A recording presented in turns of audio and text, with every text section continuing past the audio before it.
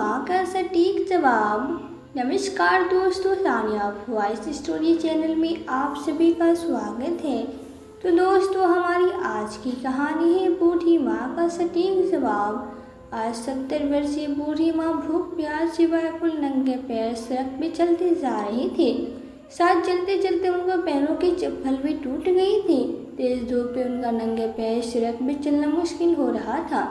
बेचारी कभी पेड़ की छांव में रुकती, फिर थोड़ी देर वहां बैठती और फिर उठकर चलने लगती। उन्हें कुछ भी समझ में नहीं आ रहा था कि वो कहाँ जाए और क्या करे। अन्न का एक दाना भी उनके पेट में नहीं था। अपनी पूरी हिम्मत के साथ चलती जा रही थी। काफ़ी दूर चलने के बाद भी उन्हें कुछ भी खाने के लिए दुकान नहीं दिख रहा था जहाँ वो कुछ मांग कर खा सके। भूख प्यास से व्याकुल उन्हें सामने चाय की दुकान वाले को देखकर उनके मन को थोड़ी शांति मिली। फिर बूढ़ी अम्मा ने चाय वाले से चाय मांगकर पीने लगती है और अपने पुराने दिन को याद करके रोने लगती है। उनको बार बार अपने बेटे बहू और पोते की याद आ रही थी। वो सोच रही थी कि ऐसा क्या मैं कर दिया जो मेरा बेटा मुझे यूं ही बीच सड़क पे छोड़कर चला गया। उनके आंसू थमने का नाम ही नहीं ले रहे थे। उन बूढ़ी अम्मा को रोते हुए देख रहे थे, लेकिन कोई भी उनके आंसू पूछने वाला वहाँ नहीं था। वो अपने बच्चों से बिछड़ कर रोए जा रहे थे। उनको समझ में नहीं आ रहा था कि अब वो क्या करे।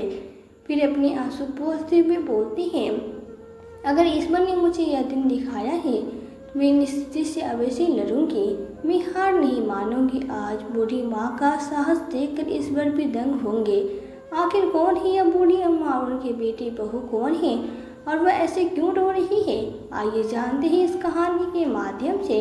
जन्माष्टमी के दिन वृंदावन का दृश्य, लाखों की भीड़ और उस भीड़ को चीरते हुए एक वृद्ध औरत दौड़ती जा रही थी और चिल्लाती जा रही थी, मेरा मुन्ना कहाँ चला गया? अभी तो यही था। लेकिन लाखों की भीड़ में उसकी आवाज़ कहीं खो जाती।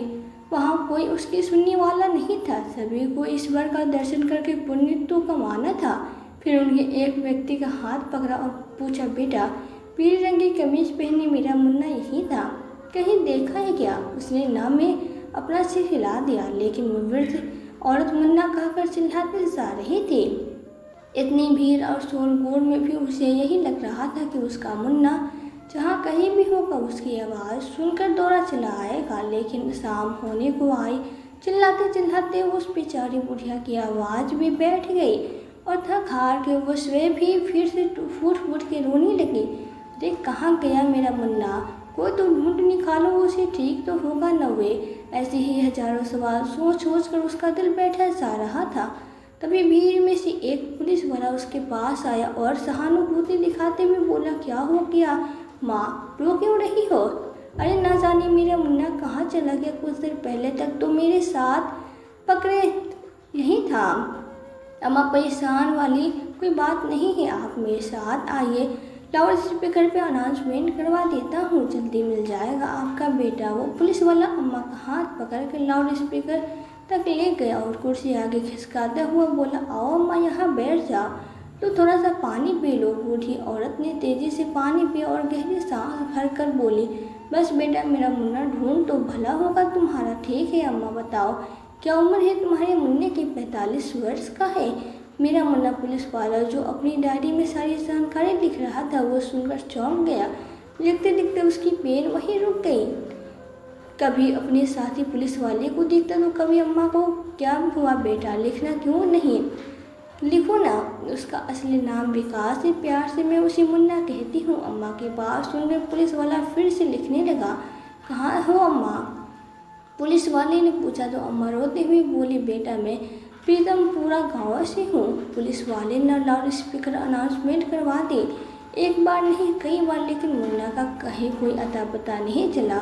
अब तो शाम भी ढल चुकी थी और बैठे बैठे निराश हो चुकी अम्मा यह सोचकर पुलिस वालों के पास दोबारा चली गई कि एक बार फिर से अनाउंसमेंट करवा दो, देख लो। अम्मा ने वहाँ जाकर देखा तो उन्होंने पुलिस वाले आपस में बात कर रहे थे। उनकी बातें सुनकर अम्मा का कलेजा धक से रह गया। वो जोर से चिल्लाई, नहीं बेटा ऐसा बिल्कुल नहीं है, तुम गलत समझ रहे हो, मेरा मुन्ना ऐसा नहीं कर सकता। बचपन में तो किसी भीड़ वाली जगह पे मेरी उंगली छोड़ता नहीं था, मेरा मुन्ना। और फिर वो आगे बोलता है, और अब इतनी भीड़ में मुझे अकेला छोड़कर मेरा मुन्ना नहीं जा सकता। नहीं नहीं, वो मेरे साथ ऐसा बिल्कुल भी नहीं कर सकता। लेकिन इतना बोलते बोलते उसे बूढ़ी अम्मा का दिमाग नहीं, उसका दिल का साथ देना छोड़ दिया। वो धम से जमीन पर बैठ कर सोचने लगे, कहीं यह लोग सच तो नहीं बोल रहे हैं। आए दिन बहू को हर छोटी बड़ी बात पे दखल देती थी। उसकी सजा तो नहीं दी मेरे बेटे ने मुझे। मेरे दिमाग में इतना भी नहीं आया कि जिस बेटे ने मेरी खांसी की दवाई नहीं लाई जाती, वो मुझे वृंदावन के बाकी बिहारी के दर्शन कराने क्यों लाएगा। और वो बहू जिसको मेरी रसोई में जाना भी खटकता था और घर में रहना भी, जिसकी घुटती नजरें ही मेरे दिल के धड़कन को तेज करने के लिए काफ़ी थी, वो बहू मुझे घूमने जाती थी। कितनी खुश थी, मैं पागल क्यों नहीं समझ पाई। बेटी बहू की ये चाल। बूढ़ी अम्मा निराश होकर अपना सर पकड़ के बैठ जाती है और मन ही मन सोचने लगती है, दोष मेरा ही था जो मैंने अपनी बेटी पर इतना विश्वास किया। और विकास के पिताजी के जाने के बाद मैंने सारा घर अपनी बेटी बहू के नाम कर दिया। सोचती थी आखिर घर तो मेरा ही है, समय रहते सारे काम निपटा दूँ तो वही अच्छा। लेकिन मुझे क्या मालूम था मेरा अपना ही बेटा ऐसा मेरे साथ करेगा। सोचकर अम्मा फूट फूट के रोने लगती है। आज बूढ़ी अम्मा का कलेजा मुँह आ रहा था। रात बीतने लगी, सुबह होने को थी। सोचते सोचते बूढ़ी अम्मा के कानों में अपरिचित आवाज़ आई, क्या हुआ सर? क्या फिर से कोई बेटा अपनी माँ और पिता को इस भीड़ में छोड़कर चला गया है? हाँ, लगता तो वैसा ही है। ऐसा कहते हुए उस पुलिस वाले ने बूढ़ी अम्मा की तरफ इशारा करते हुए उन्हें बसेरे में छोड़ने के लिए कहा। इतना सुनते ही अम्मा के हलक से एक घोटी हुई चीख निकली और वो तेजी से अपने पैरों पर खड़ी हुई। बेटा, मैं पूरी ज़रूर ऊपर मजबूर ना तो पहले थी और ना ही आज हूँ। ऐसा कहते हुए उनकी आंखों का भय भाव अचानक से दूर हो गया। पुलिस वालों ने अम्मा को रोकने की बहुत कोशिश की। अम्मा, अपने घर का पूरा पता बताओ, हम तुम्हारे बेटे को खोज निकालेंगे। लेकिन अम्मा न रुकी और देखते ही देखते भीड़ में गायब हो गई। पुलिस वाले ढूंढते रह गए, लेकिन इतनी भीड़ में उन्हें ढूंढना नामुमकिन था। अम्मा बूढ़ी औरत थी, लेकिन उनके दिल में खुददारी आज भी जिंदा थी। वो किसी भी बोझ बनकर जीना नहीं चाहते थे। बूढ़ी अम्मा बस तेजी से कदम उठाती जा रही थी। दिमाग में उथल पुथल मची हुई थी। कहाँ जाऊँ, क्या करूँगी, किसके पास रहूँगी, कैसे अपना जीवन काट सकूँगी।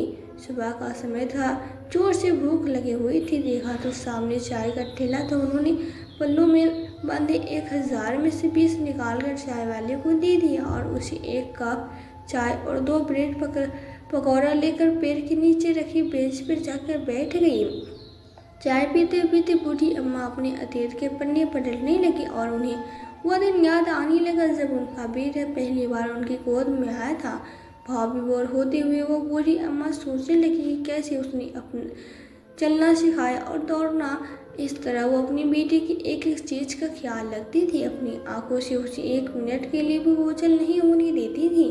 लेकिन देखते ही देखते वो इतना बड़ा हो गया कि उसे अपनी माँ की ज़रूरत ही नहीं थी। चाय ठंडी हो चुकी थी, लेकिन भूख इतनी लगी थी कि वो ठंडी चाय और उसके साथ ब्रेड पकौड़ा भी अच्छे लग रहे थे। चाय पीती पीती अम्मा का ध्यान पेड़ पे करतब करते पक्षियों और उनकी चहचहाने की आवाज़ से अपनी ओर खींचा। अम्मा ने बड़े ध्यान से देखा, एक चिड़िया अपने बच्चे के साथ घोंसले में बैठी थी। थोड़ी दूर उड़कर जाती थी और फिर वापस आ जाती और आकर उसने अपनी भाषा में बात करती। शायद वो अपने बच्चे को सिखा रही थी कि इस तरह उड़ा जाता है। लेकिन बच्चा डरता जा रहा था। फिर अपने बच्चों को उड़ाना सिखाने के लिए चिड़िया ने उसे घोंसले से धक्का दिया तो वह डगमगाया, लेकिन फिर खुद को संभालते हुए उड़ने की कोशिश करने लगा और अपने कोशिश में कामयाब हो गया। चिड़िया खुशी से चहचहाने लगी और उसका बच्चा जो नया उड़ना सीखा था अब घोंसले में आने को तैयार नहीं था। वो बस उड़ना ही चाहता था, मानो वो उसे बता रहा हो कि अब मुझे किसी की ज़रूरत नहीं है, मैं अपनी देखभाल खुद कर लूँगा। बूढ़ी अम्मा यह सब देखकर सोचने लगी कि हम भी तो अपने बच्चों को इन पक्षियों की तरह सब कुछ सिखाते हैं, लेकिन इन पक्षियों ने आज एक बात अच्छे से सिखाई है कि बच्चों को काबिल बनाना तो हमारा कर्तव्य है। लेकिन न तो हमें बच्चे पे आश्रित होना चाहिए और ना ही बच्चों को खुद पे आश्रित रहने देना चाहिए। चलो समय के साथ ही यह सीख भी मिलती थी।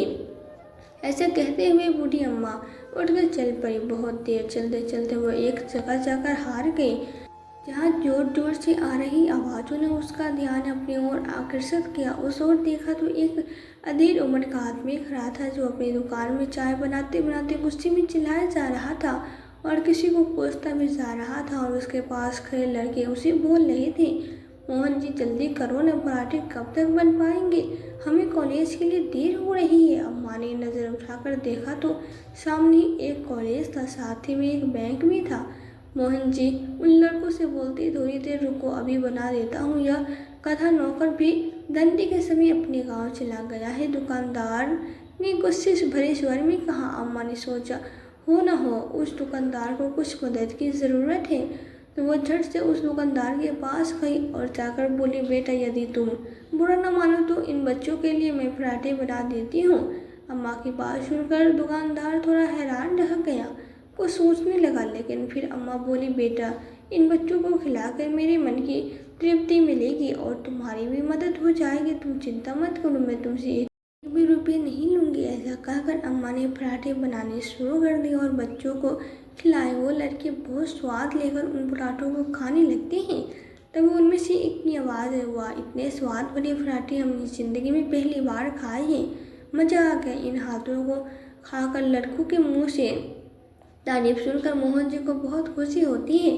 जैसे अम्मा जाने लगी तो मोहन जी बोले, अम्मा जी मेरे यहाँ काम करोगे। उनकी बात सुनकर अम्मा मुस्कुराते हुए बोली, बेटा काम तो मैं करना चाहती हूँ, मुझे काम की ज़रूरत भी है, लेकिन जब तुम्हारा नौकर आ जाएगा तो फिर मुझे या उसे किसी एक को नौकरी छोड़नी ही पड़ेगी। बात की चिंता आप मत करिए अम्मा, मेरे पास बहुत काम है। फिर दुकानदार उस बूढ़ी अम्मा से पूछता है, अम्मा आप कहाँ रहती हो? तो अम्मा सोच विचार में पड़ गई और फिर उदास भरे स्वर में बोली, बेटा मेरा कोई ठिकाना नहीं है। तो उनकी बात सुनकर वो दुकानदार बोलता है, तो ठीक है अम्मा, तुम यही काम करो, रात को ये दुकान में गड्ढे पर सो जाना। महीने में मैं आपको 1500 और साथ में आपको खाने पीने का भी दूंगा और रहने की सुविधा भी यही हो जाएगी। दुकानदार के इतना कहने पे बूढ़ी अम्मा उसके पास नौकरी करने को तैयार हो गई। और अम्मा ने जब पराठे बनाने शुरू किए तो खाना खाने वाले उंगलियां चाटते रह गए। देखते ही देखते अम्मा के पराठे की चर्चा पूरे कॉलेज और बैंक में होने लगी थी। दोपहर की छुट्टी के बाद तो पराठे खाने वालों की लाइन लग गई थी, लेकिन अम्मा के अनुभवी हाथ एक के बाद एक तेजी से पराठे सेकते जा रहे थे। आज बूढ़ी अम्मा के आने से पहले ही दिन ने आधे दिन में ही हफ्ते भर की कमाई कर ली थी। सबको खिलाने के बाद अम्मा ने खुद भी खाना खाया। अपनी मेहनत की कमाई से भर पेट खाकर आज अम्मा को एक अलग ही सुकून मिल रहा था। कॉलेज में आने जाने वाले बच्चों को देखकर अम्मा के मन में बार बार अपने 15 वर्षीय पोती अनिल की याद उमड़ जाती थी। सोचने लगी कि कुछ सालों बाद अनिल इतना बड़ा हो जाएगा और इतने बड़े कॉलेज में पढ़ने आ जाएगा। फिर अचानक यह ख्याल उनके मन को कचोटने लगा और सोचने लगे कि अपने पिता के साथ मुझे न पाकर अनिल कितना दुखी होता होगा। क्या जवाब होगा उसे मुन्नी ने। फिर बेचारी मन ही मन प्रार्थना करती है कि जैसा मेरे साथ हुआ वैसे मेरे बच्चों के साथ कभी न हो। देखते ही देखते 6 महीने बीत गए। अम्मा की पराठे की लोकप्रियता बढ़ती ही गई। इतने समय में अम्मा की कॉलेज के लड़कों के साथ बहुत अच्छी जान पहचान हो गई और अम्मा तो इतनी कुशल थी कि सारा काम करते करते बच्चों के साथ बतियाती भी रहती थी। आज जब अम्मा पराठे बनाने में व्यस्त थी तो देखा सामने एक 7 से 8 साल का बच्चा उसकी ओर निहारते जा रहा था।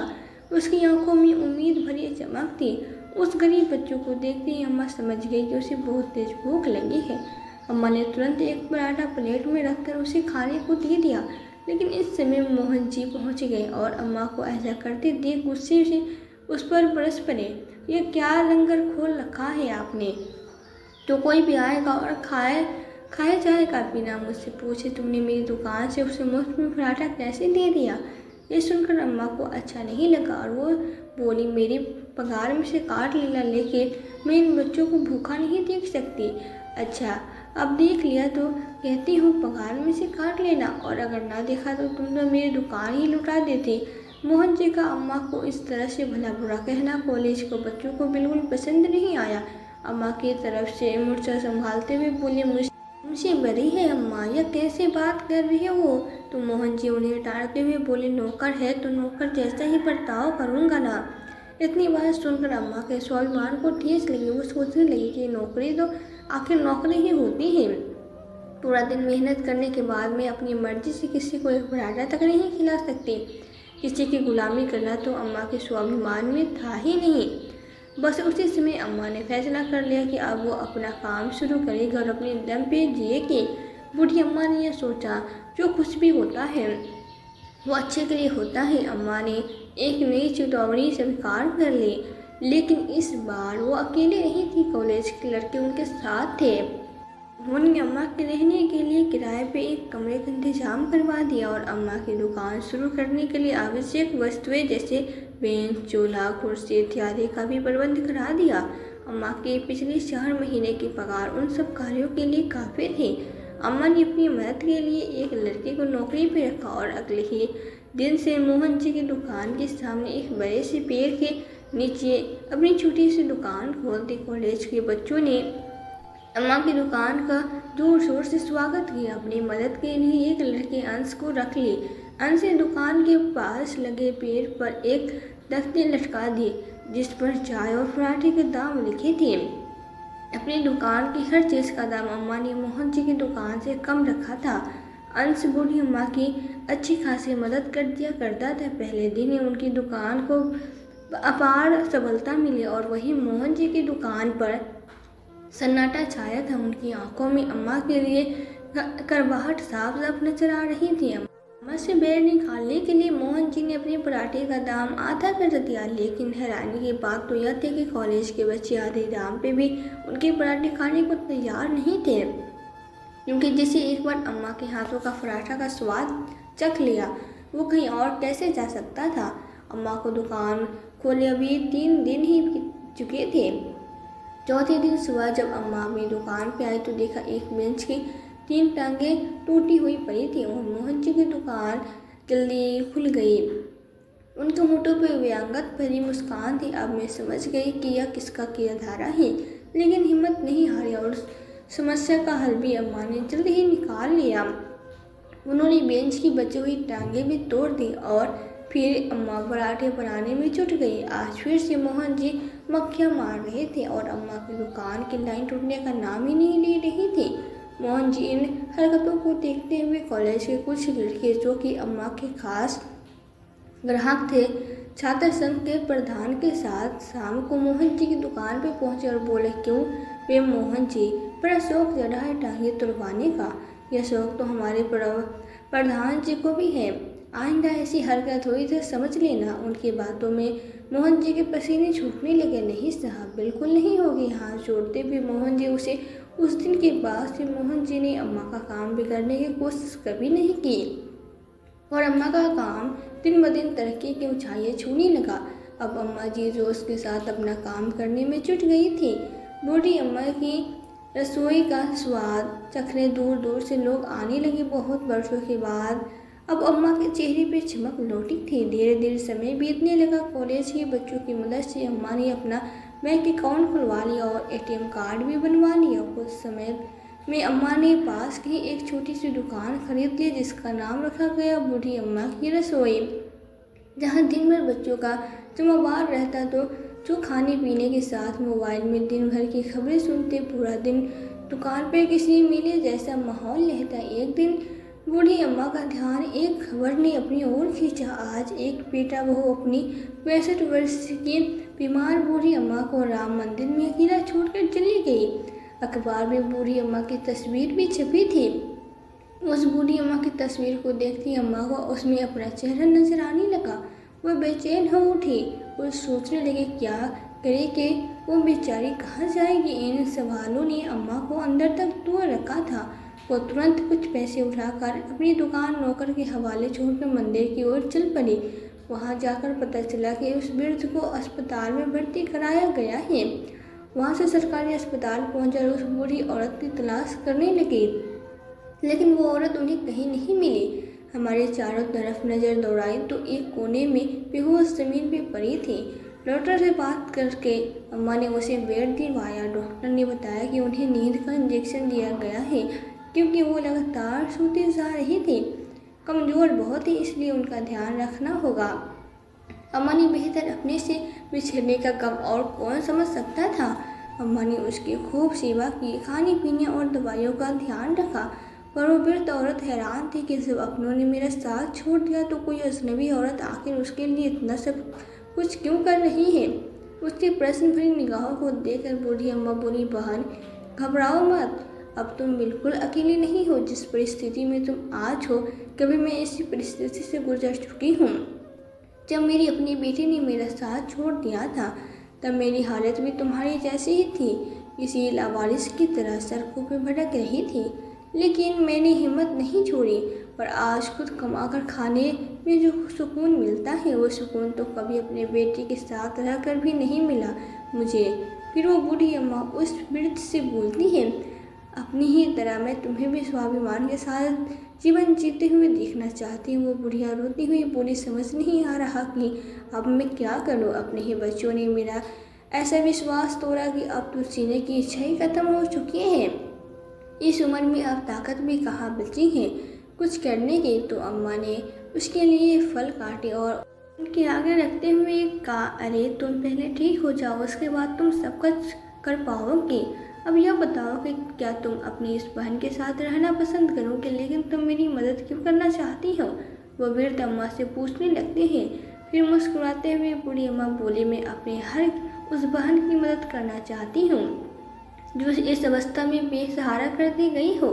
और फिर उस बूढ़ी औरत को फल खिलाने लगती है। यह सुनकर वह वृद्ध बूढ़ी अम्मा की सास जाने को तैयार हो गई। पुलिस बयान लेने आए तो उस वृद्ध ने कहा दिया कि मेरी बहन मुझे लेने आ गई है। उधर अम्मा ने डॉक्टर से बात करके अस्पताल से सारी फॉर्मेलिटी पूरी कर दी।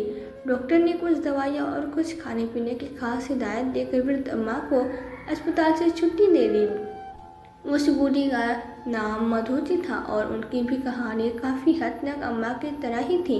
पति की मृत्यु 5 साल पहले ही हो चुकी थी।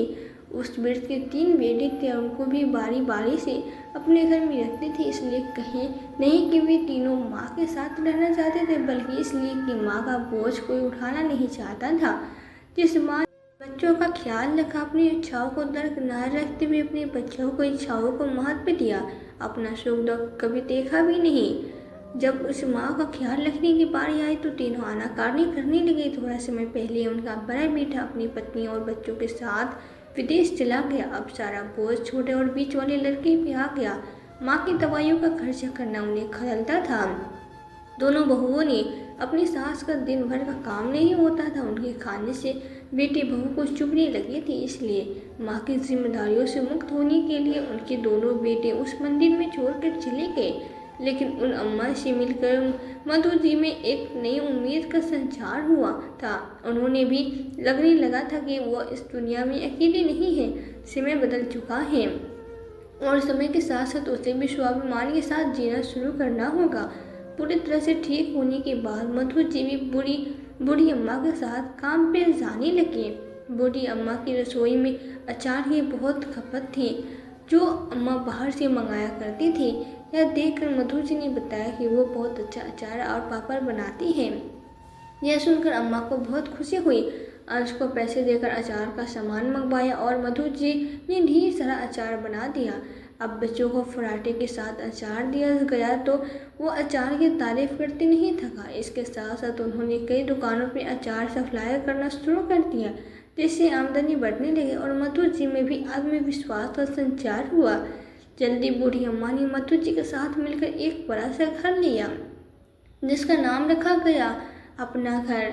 दोनों बहनों ने मिलकर एक मुहिम चला दी कि कभी किसी सार्वजनिक स्थल पे कोई भी ऐसा बुजुर्ग मिलता है जिससे मजबूरी के कारण घर छोड़ना पड़ा या रिश्तेदारों ने उन्हें बेसहारा छोड़ दिया, उन लोगों के लिए उनका अपना घर हमेशा खुला था।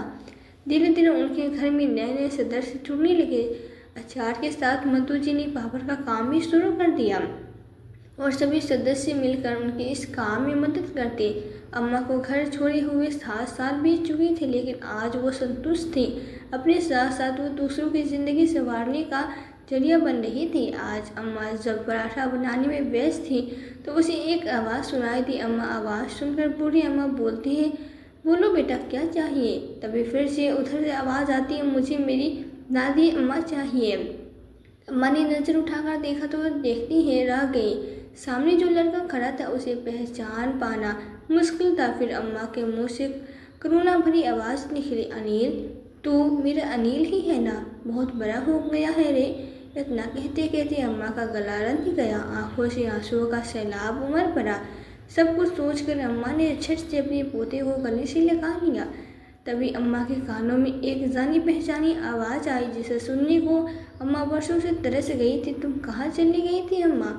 माँ ने उत्सुकता बस देखा तो उसका बेटा और बहू पास में ही खड़ी थी। दोनों ही अम्मा को कुछ कमज़ोर में लग रही थे। उनके चेहरे से रौनक गायब थी, लेकिन जो चीज़ अम्मा को सबसे ज़्यादा हैरान कर रही थी वो थी कि बेटे के साथ साथ उनकी बहू की आंखों में भी आंसू रुकने का नाम नहीं ले रहे थे। दोनों जाकर अम्मा के गले मिलकर खूब रोए। कहाँ चली गई थी अम्मा? तो मुझे छोड़कर सारी ज़िंदगी सुनी हो गई थी तुम्हारे बिना। अपने बेटे के मुंह से यह बात सुनकर अम्मा चरवत रह गई और बोली, क्या मतलब? अगर मेरी इतनी ही ज़रूरत थी तो मुझे अकेला छोड़कर गया क्यों था? अम्मा, मैं तो तुम्हारा हाथ बराबर थामे हुआ था, लेकिन अचानक भीड़ में भगदड़ मचने लगी तो मेरा हाथ छूट गया, पैर फिसला और लोग मुझे रोनते हुए मेरे ऊपर से निकल गए। मुझे इतना गंभीर चोटें आई थी कि उसके 3 दिन बाद में होश में आया। जब मेरी आंखें खुली तो मैं अस्पताल में था। इसका मतलब तू मुझे छोड़कर नहीं गया था? और मैं पगली क्या कर सोच बैठी थी। अम्मा सत्ता में खड़ी थी। नहीं अम्मा, कहाँ कहाँ नहीं ढूंढा मैंने तुम्हें। पुलिस स्टेशन में कंप्लेन करने गया तो उन्होंने मुझे बताया कि उन्हें एक वृद्ध महिला मिली थी, लेकिन वो नहीं जानते कि वो अचानक कहाँ चली गई। आज जब यहाँ कॉलेज में आपके पोते का एडमिशन कराने के लिए आया तो सारे काम करते करते सुबह से दोपहर हो गई। जोरों से भूख लगी थी। किसी ने बताया कि बूढ़ी अम्मा की रसोई के पराठे बहुत स्वादिष्ट होते हैं, सो हम यहाँ चले आए। और अम्मा, सच बताओ तो बिना खाए पिए ही तृप्ति मिल गई। बेटे की बातें सुनते सुनते अम्मा की आंखों से लगातार पश्चाताप के आंसू बहते जा रहे थे। सोचने लगी कि उन पुलिस वालों के कहने पर मैंने अपने बेटे को कितना गलत समझ लिया था। कैसे अपने बेटे से ही मेरा विश्वास उठ गया। तुरंत फिर भी मन में उसमें एक संतुष्ट थी। जो कुछ भी हुआ उनके कारण उसे बहुत से अन्य लोगों की ज़िंदगी संवारने का मौका मिल गया। आज अम्मा ने अपने बच्चों के लिए ममता से सारा बोर हृदय के साथ पराठे बनाए और बड़े प्यार से उनको अपने पास बैठाकर अपने हाथों से खिलाया। यह दृश्य देखकर आसपास खड़े सभी लोगों की आंखों में आंसू आ गए। आज बूढ़ी अम्मा मन ही मन खुश हो रही थी कि उनके बेटे ने उन्हें धोखा नहीं दिया, उनकी ममता की लाज रही और उनको बेसहारा नहीं छोड़ा था। आज उनका पूरा परिवार खुशी खुशी एक साथ बैठा हुआ था और उन वृद्ध अम्मा के बेटी बहू ने भी यह सिद्ध कर दिया था कि सभी बेटे बहू पूरे नहीं होते। आज उनकी बेटी बहू को भी देखकर सभी लोग तालियां बजा रहे थे। अम्मा का सर आज अपने बेटे के लिए गर्व से ऊंचा हो गया था। तो दोस्तों, आज की कहानी आपको कैसी लगी कमेंट करके ज़रूर बताइएगा। और ऐसे ही रोज़ाना कहानी देखने के लिए सानिया वॉइस स्टोरी चैनल को सब्सक्राइब करना ना भूलिएगा। कहानी को पूरा देखने और सुनने के लिए दिल से आपका बहुत बहुत धन्यवाद।